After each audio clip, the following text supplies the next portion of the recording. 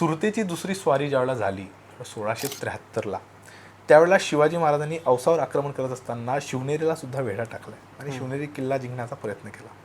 एकदा शिवाजी महाराजांनी शिवनेरी किल्ला हातात येत नाही म्हणून किल्ला विकत घ्यावा किंवा किल्ला काही करून, म्हणजे राजकारणाचा गुणधर्म आहे, साम दाम दंडवत या सर्व गोष्टी वापराव्या लागतात आणि सर्व गोष्टी वापरत शिवरायांनी तो किल्ला पुन्हा घेण्याचा प्रयत्न केला. तर त्या किल्ल्याचे किल्लेदार होते, त्याचं नाव आबा भट असं होतं अगोदरचं. आणि हा आबा भट बादशहाची मर्जी राखण्यासाठी हा मुसलमान झाला.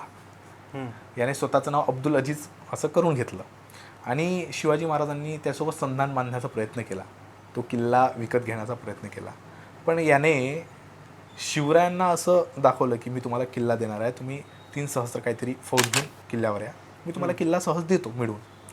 पण याने शिवरायांना असं सांगितलं की मी तुम्हाला किल्ला मिळवून देतो, तुम्ही काही तुकड्यांची फौज घेऊन या. आणि दुसरीकडे मुघल सरदारांना सांगितलं की शिवाजी राजांना मी बोलवलंय, तुम्ही तुमची फौज घेऊन या, म्हणजे आपण राजांवर आक्रमण करू, मी वरून आक्रमण करणार, तुम्ही आक्रमण करा.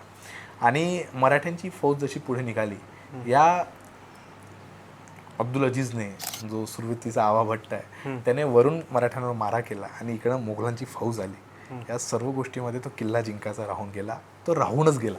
तो पुढे कधी शिवरायांच्या हयातीत आलाच नाही, अक्षरशः आला नाही. तो शाहू महाराजांच्या काळात नंतर मग शिवनेरीचा किल्ला आपला स्वराज्याचा भाग झाला.